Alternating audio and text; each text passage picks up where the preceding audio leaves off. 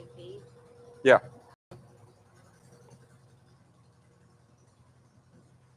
Good morning. Thanks for joining the live today.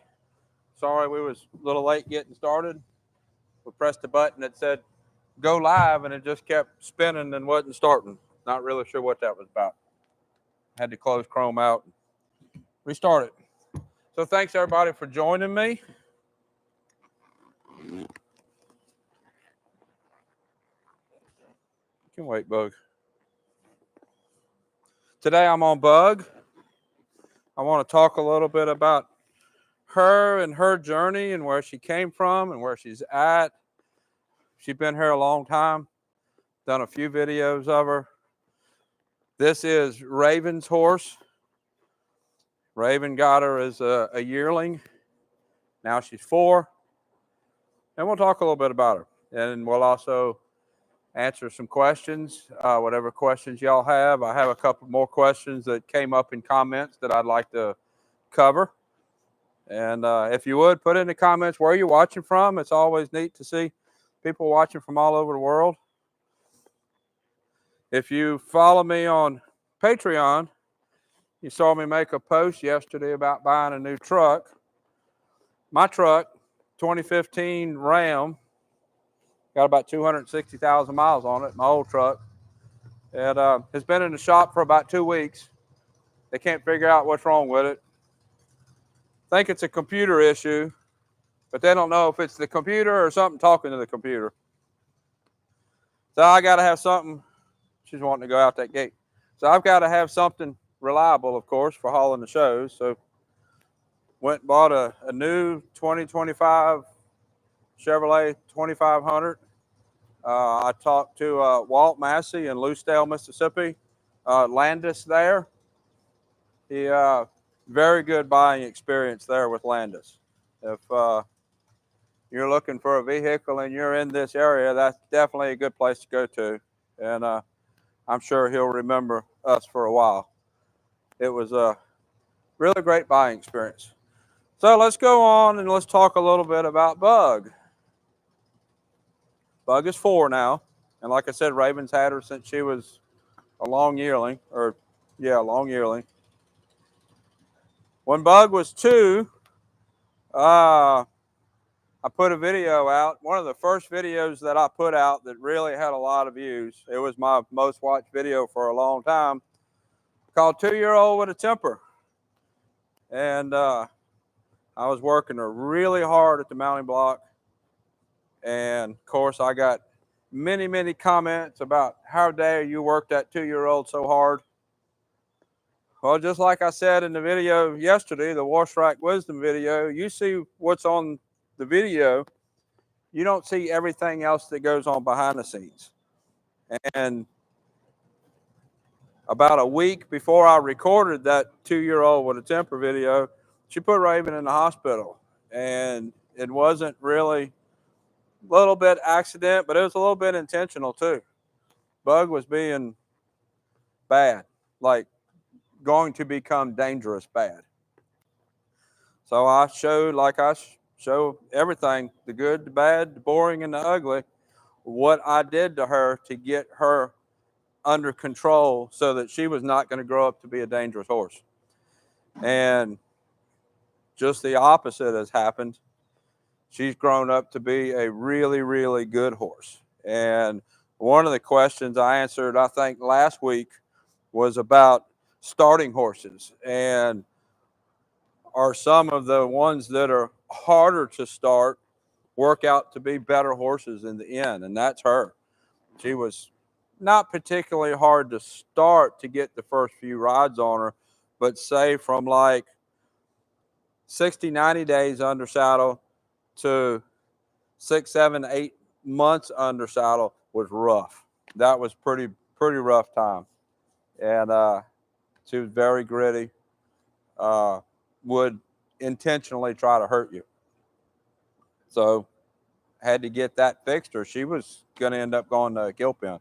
And I knew she had the potential to be a really, really good horse. So did that. I showed the video. Since then, I've taken the video down because of all the comments from people that don't really understand what was going on in that situation. And I've done a few videos of her training since then. Raven has done most of her training herself. Bug is 4 now. This is Bug's first year showing, and showing some classes one-handed like this, some classes two-handed in a snaffle bit. She's showing versatility ranch horse, which means she's doing ranch riding, ranch trail, reining, and boxing.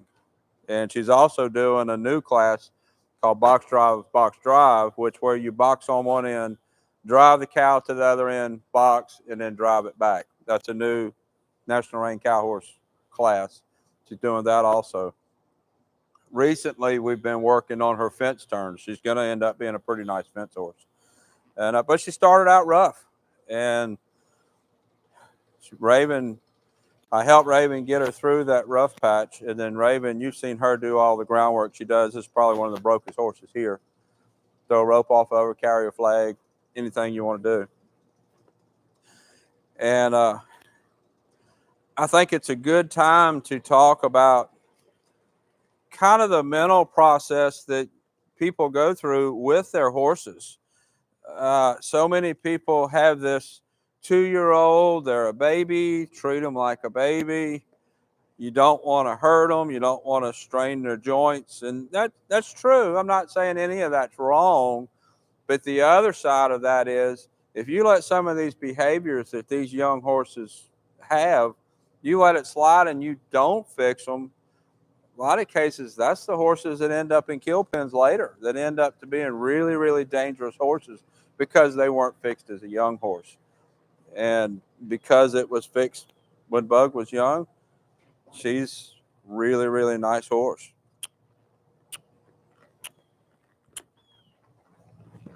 Lost a little bit of balance there. Whoa, good girl. So if anybody's got any questions about what I've gone through with Bug, put it in the comments. If you remember me posting that 2-year-old with a temper video 2 years ago, let me know who's been hanging around that long, who's been watching me that long. I'm sure there's somebody that saw that video. It's probably been a year since I've taken it down. And if you've got any other issues that you're going through with your horse, put them in the comments and we'll talk about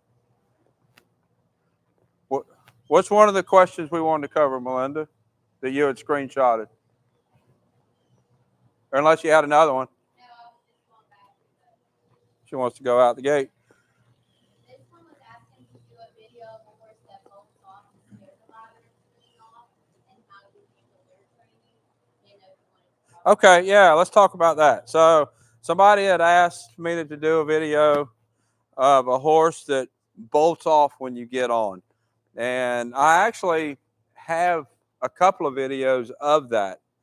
It's a tall, slender walking horse that I'd worked.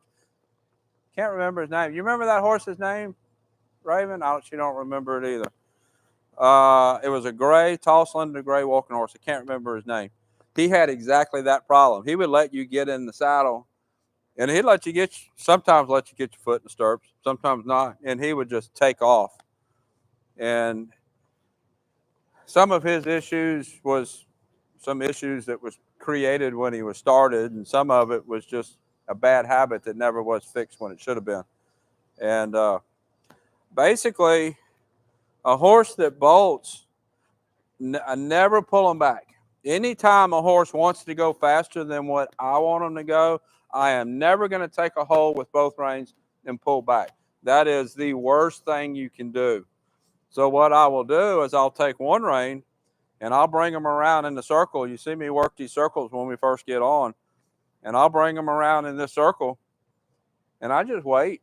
And when they act like they want to slow down, I start asking them to keep going. And you got to have some guts to do it. And you have to be ready. You got to stay centered through these circles. Most people are more balanced one direction than the other direction. She's wanting to spin now. Most people are more balanced one direction than the other direction. So think about that when you're working your circle. It doesn't mean that they have to be worked left and right balance. You're trying to fix a problem. Once you get the problem fixed, you can go back and balance the horse out. So If you have a horse that's bolting off in pretty much any situation, never pull back on both reins. You're just going to, the horse is going to stick his nose up in there, he's going to run through the bit. Get your one rein, bring the horse in a circle, and let him go as fast as he wants to go in a circle this big right here. And that's going to fix your horse that bolts off. That's how we fixed that walking horse. I can't remember his name. I want to say Rebel. I'm not sure if that's right or not. Don't remember. But that's how we fixed him. And that's a common problem. And a video of Rocky, I don't remember if it's one that I've already have out or if it's one that hasn't come out yet. I talked a little bit about that because Rocky plays games to try to get out of working. And most of his games right now is he wants to stop and pin his ears and act grouchy about going forward. I really expect at some point he's going to start maybe surging forward a little bit. He's lazy. I don't think he's going to bolt and run off. But I think he's going to start going a little bit faster than what I want him to go as a game to get out of working. And what happens in that situation, you start pulling back to slow down, and then he learns all I have to do is go faster, and I get to slow down, which is really what I wanted. And they'll start going faster so that you'll slow down. And in a lot of situations, the horse bolts and runs off.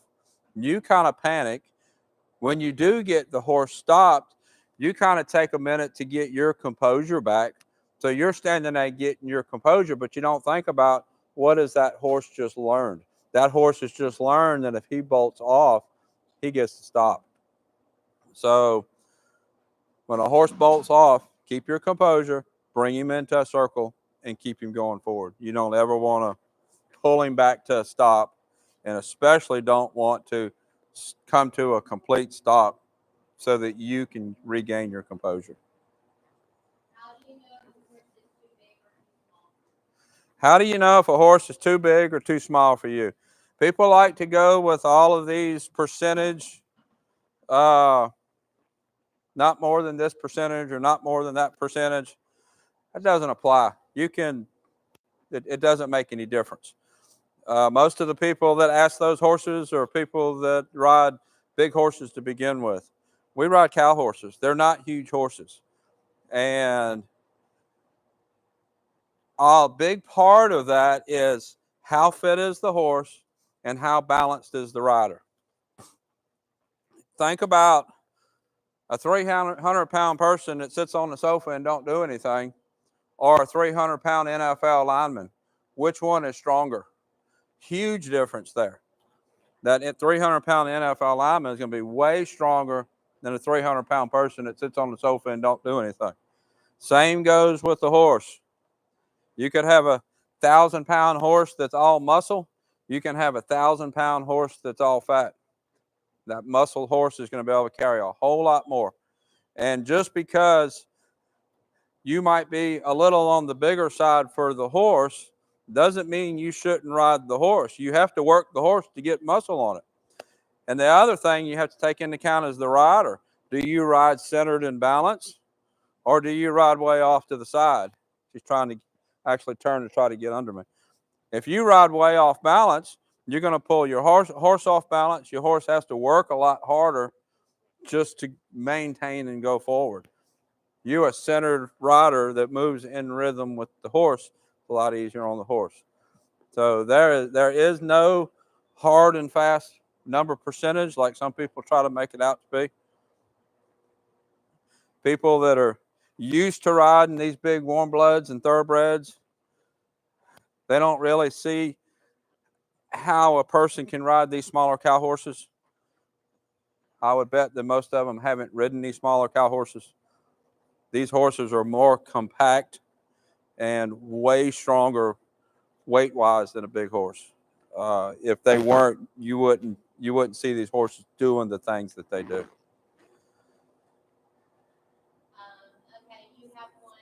Do you ever have, this was from Rocky's video, do you ever have a horse looked at by a chiropractor or equine body worker if they seem stiff or resistant? Do you ever have a horse looked at by an equine chiropractor or a body worker if they're stiff or resistant? Yeah, I actually have MagnaWave person coming out next Wednesday to work on some horses. I do all the time. I've posted some videos of both chiropractor and MagnaWave. But you have to look at the whole situation of the horse, like I talked about in the wash rack video yesterday. Horses that are learning to get fit or learning to move. A lot of these young horses, Devin is out there right now loping a horse that don't know how to lope. Ain't nothing wrong with the horse, just don't know how to lope. That horses are like that. They have to learn how to lope with a rider. And you have to figure out, is it actually a chiropractic or another issue, a vet issue, or is it a just learn how to build muscle issue? And you, as the owner or your trainer, it really should be your trainer, because the trainer can see the big picture a lot better than an owner can. You have to figure out what really is going on. So yeah, I have, in fact, I had a chiropractor out earlier this week. I got MagnaWave coming Wednesday. So yeah, all the time. But just because a horse is stiff or not moving correctly doesn't mean that the horse needs to see a vet or needs a chiropractor. There's a lot of reasons for stiffness. There's a lot of reasons for asymmetrical movement. I talked about a horse, it's been a while back, a year ago, that was very asymmetrically moving, but they were also built very asymmetrically. You got to look at the whole picture. You can't just look at one back leg that looks like it's not traveling good and say, oh, we need to call a vet. A whole lot more that goes into it than that. This is on this feed. Someone put in, I saw the video because these are the videos I find very interesting, because our stall has a lot of lesson horses that have a temper and I don't know how to handle it. Greetings from Belgium. Okay, nice hearing from Belgium. Thank you. So the title caught her eye because she is in a lesson barn that has a lot of horses with a temper. That's very common in the lesson barn, and wanted to learn about her progress. The thing about what's different from a lesson barn than my barn, horses here are only ridden by accomplished riders. We don't have any students riding, or very few students riding finished horses. Mostly it's all horses that are in training. So there's a big difference there. I do work with some therapy centers over here that deals with exactly the same issue that you're going through. And horses learn when they're being ridden by an experienced rider, and they learn when they're being ridden by an inexperienced rider, and they learn when they can get away with more, just like a child. The child learns which parent's going to say yes and which parent's going to say no. Horse will do the same thing. But what you can do, and this takes some time, and this is hard for a big lesson facilities to do, but if you do it, it ends up saving you in the end because your horses last longer. So if you have some younger, and by younger it could mean like 6, 7, 8-year-olds, or it could be young teenagers. It depends on the situation for the horse. But younger riders that can ride, but the horse don't know that they can ride. So in like the therapy center that I've worked with, they'll put somebody on that'll start off real off center and just holding the horn with sidewalkers. And then when the horse starts throwing its little temper tantrum, the sidewalkers just unclip the lead ropes and the rider picks up the reins and start putting the horse to work. You have to play those kind of mental games with the horse. With our show horses, they will learn when they're being shown and when they're not being shown. And they'll start to play tricks on you when they're in the arena being shown to get away with certain things. So you have to kind of play tricks on them. Always keep them thinking, is the show horse being shown? Is the lesson horse being ridden by an experienced rider or an inexperienced rider? And if you approach it from that point, keeping the horse always guessing, is it an experienced rider or an inexperienced rider, your horses will last much, much longer. You can even take not necessarily a real good rider, but a confident rider that maybe somebody that you're giving lessons to that shows some interest in wanting to work with horses and have them help you with that horse. A lot of horses, you just give them something to do, work them a little harder than what they want to work, and their attitude changes. I see that a lot in lesson horses where the horse starts out walk, trot, lope, and he's never asked to work very hard at a lope. So then he starts to think, well, I really don't want to lope anymore. So he starts giving you trouble loping, and then you back down. Well, he's giving us trouble loping. Let's put him in just walk trot lessons. So now you have that horse that got away with learning he don't have to work at a lope. Now you're just doing walk trot lessons. And after a period of time, he thinks, I don't know that I really want to trot anymore. So you've taken the lesson that you taught him by not loping him and let him get away with not trotting. That's how that deteriorates into you giving a little and ends up being a really bad problem later, where sometimes you just take a rider and put on that horse and go ahead and lope him for a while. Let him appreciate walk trot lessons and put a rider on him and have him lope for a few minutes, however long it be for the horse, and the horse be like, oh, this is a lot of work. I think trotting's not too bad after all. So you got to look at playing some mind games with the horse like that. First of all, it's 21 degrees in Canada right now. 21 degrees. Well, I am glad I am not there. AB Canada. Alberta? I guess. In Alberta, Canada? Yeah, I am glad I am not there. So our lows, I think we've had 2 mornings where our low got below 70 degrees. And a little bit cooler would be okay. Our highs are still in the mid to upper 80s, lows around 70. I am glad I'm not there. I do not handle cold weather very well. Just keep that tip up there for you. Yeah. All right. When bringing a horse back into shape, how many days and how long would you ride? I also have a gator mare rescue who also tosses her head a bit. I love your advice. Currently riding every other day, 25 to 30 minutes. Okay, so when bringing a horse back into shape, This is on okay, bring a horse back into shape. How long should you ride and how hard should you ride? So I'm gonna start off by kind of talking a little bit about what I do with what I call targeted training. Usually when I'm riding, I'm either working the front end or I'm working the back end. Trotting builds muscle, loping builds wind. So if you're trotting, of course, you're working the whole horse and you're building some muscle up. But you can also build muscle up at a walk by asking for some leg yields. That lifts this left shoulder up, pick the left foot up, and you can do the same thing going to the right. And you're building those front end muscles up that way.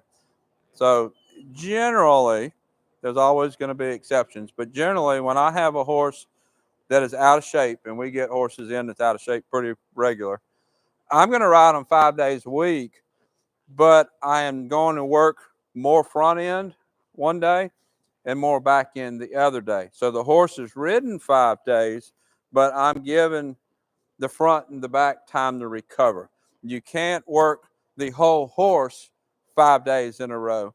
Then you're going to end up causing some muscle and tendon issues because you're not giving those muscles a recovery time.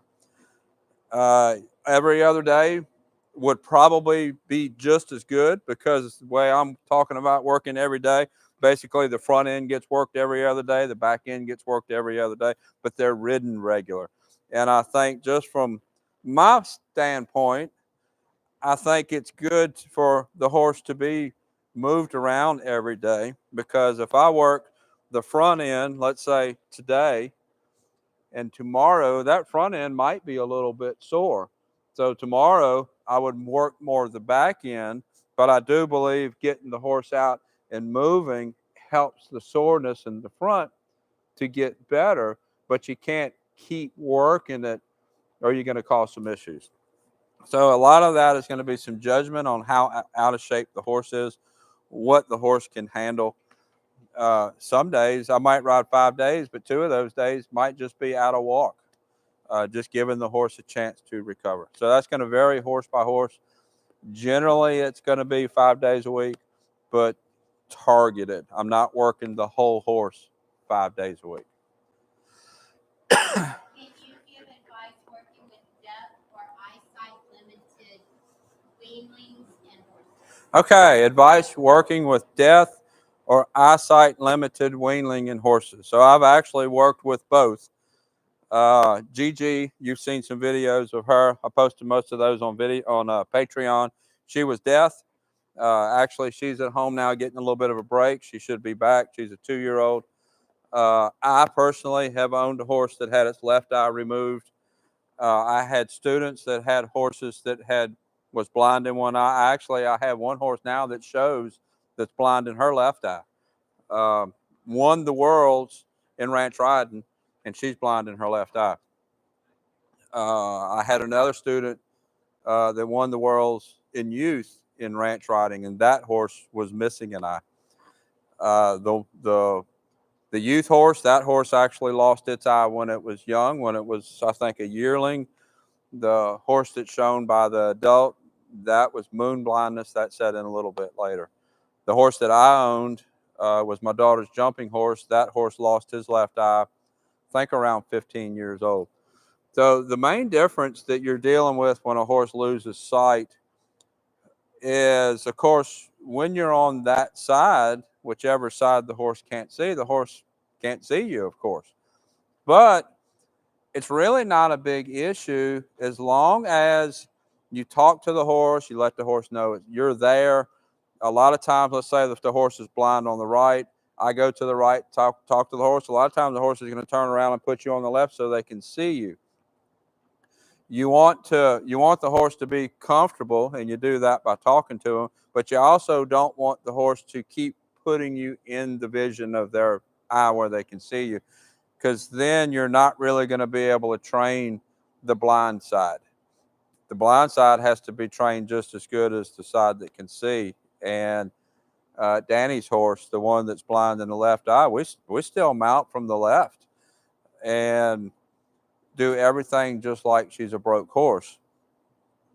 And the horse is fine with it. You have to take into account the horse can't see you. Walk up to the horse, talk to her. The one that I had, he was missing his left eye.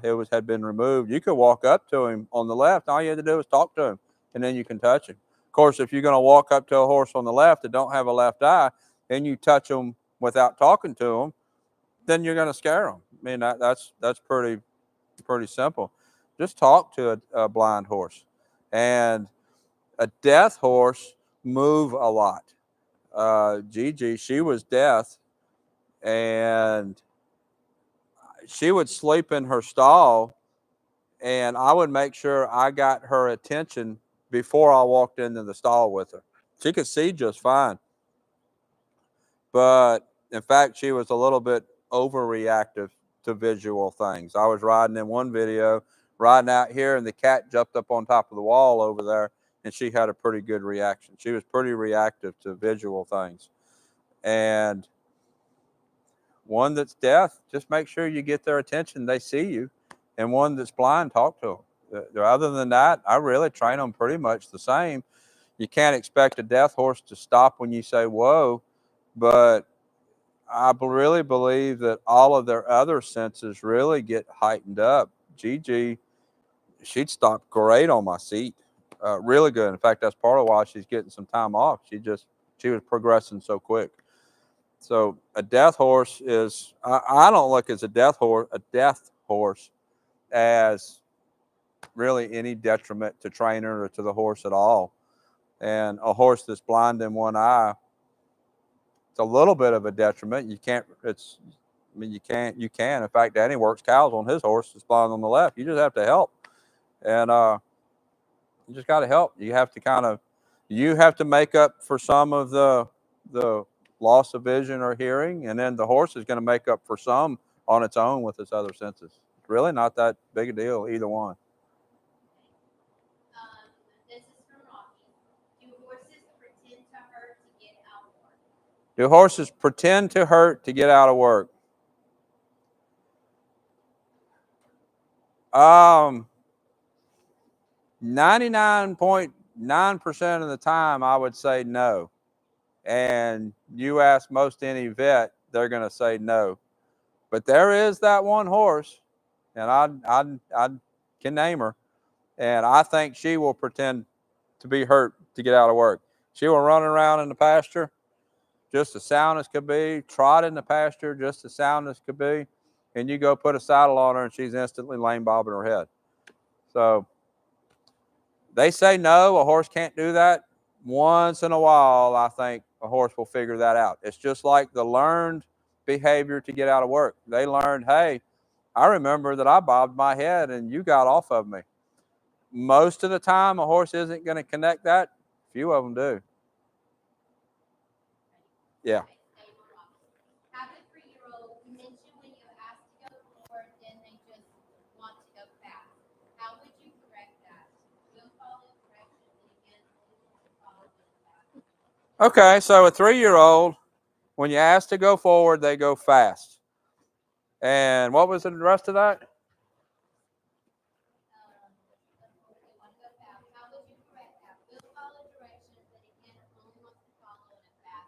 Will follow direction, but only wants to follow at a fast speed. So the 3-year-old part makes me think that maybe the horse isn't quite developed muscularly. If any of you have ridden a horse in hills, uphill and downhill, typically a horse will speed up when he's going downhill. A lot of horses that are heavy on their front end and not using their back end good, even on flat ground, they feel like they're going downhill because of how their body is moving, how it's using itself. Being a 3-year-old, I think that's probably most likely what's going on. And usually, or very rarely, would I ever ask that horse to slow down. What I would do is I would leg yield and pick up shoulders, ask the shoulder to come up, ask the horse to rebalance and use his back end better. And typically, that is what's going to slow the horse down. That is going to get the horse to regulate his speed a little bit. I do something similar when I'm showing my reining circles. When I go in from my big fast circle to slow down, I'll slow down my riding, but I also take my outside leg and put it back in the hip, just like you do for a lope departure or a lead change. And what that does, you saw her just push her hip over. By her pushing her hip that way and her head going that way, that helps keep this shoulder up so that we'll get that slowdown on the horse's back end, and we'll get a lot better slowdown that way. So usually when a horse is scrambling to go faster, they're out of balance and they're on their front end. Good question. Okay. That's all the questions right now. I'm going to work Bug a little bit. Let's ask her to trot. So she will be leaving tomorrow to go to a show. We rarely ride a horse, almost never ride the horse the day before we leave to go to a show. I just grabbed her today to do this live video because I wanted to talk about her. Her journey has been pretty extreme, from starting off pretty bad to turning out pretty good. Raven is actually in the running for points to win some stuff on her this year. So we'll trot her around. Before I got her out and grabbed her bridle, I asked Raven what bit she was planning on showing him, because I didn't want to ride her in the bit that Raven's going to show him. We swap bits around every third ride or so, and I didn't want to ride today in the bit that she's going to show him. She'll probably warm her up tomorrow night or Saturday morning in that bit, and then show her Saturday in that bit. She's still showing two-handed in her cow classes, one-handed in everything else. So she's really nice horse. As you see how she keeps putting her head down that way. I'm not doing anything to make her put her head down. When you build a horse's muscles up they generally will lower their head because they're picking their back up. I'd rather it not be that low. Normally isn't that low. She's just kind of relaxing. Okay. Can you please review how to the shoulder? Can you please review how to fix the shoulder that drifts out? Okay, how to fix the shoulders that drifts out on a circle. So here we're walking this circle, and she's tried to go to that gate a couple of times. When she does that, this shoulder here pokes out, and really all I do is I pick up and leg yield that shoulder back in. This exercise will bring that shoulder back in, the foundation for starting a spin, foundation for starting collection. That one maneuver, just all it is just a simple leg yield, but it's how you use the leg yield to build it to something. Just left rein, left leg is right here behind the girth, and push the shoulder in. Now let's walk around that way and let's see if she leaks out towards the gate again. She was doing that pretty bad when I first started. I think she's forgotten about it now. Now I can just take my left leg and just step the shoulder around. So that steering right there is just off of that left leg. That's just moving the shoulder over. Now when you're doing that,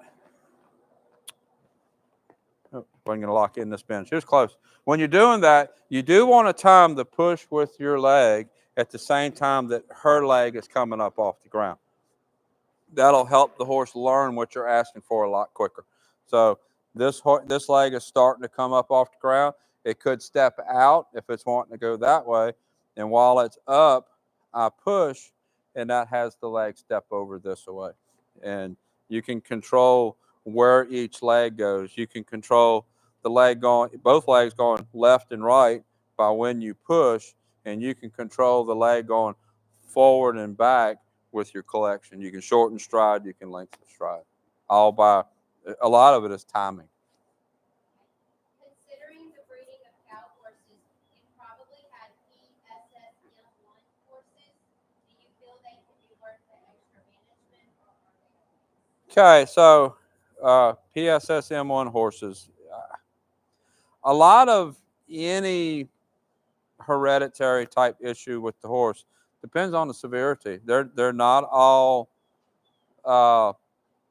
real bad to manage. They're not all real easy to manage, of course. So a lot of the stuff just depends on at what level that horse is as relation to how much management there is. I've got a little bit of management that I do on Nick. There's a little bit of management that I do on Hank. Any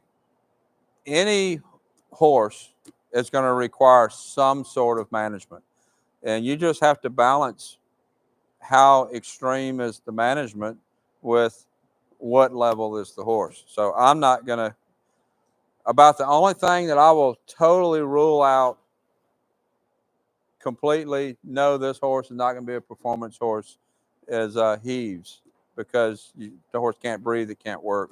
A lot of the other stuff, it depends on the severity and what level the horse is and what level you're working on. Some horses you can just show it at a lower level and the management becomes a lot easier. So there's really no yes or no, it's worth it or it's not worth it. It depends on the horse. So I think we'll quit that. We'll quit the live on that for today. Again, this is Bug. She has quite a few videos. I'll put a link up here to her playlist on YouTube. And we do this live every Thursday at 9 o'clock Central. We'll be leaving tomorrow to go to a show. We'll show on Saturday. And I'll get some pictures of the show, and I'll probably do some posts on Patreon while we're at the show. So until next time, thank you for watching.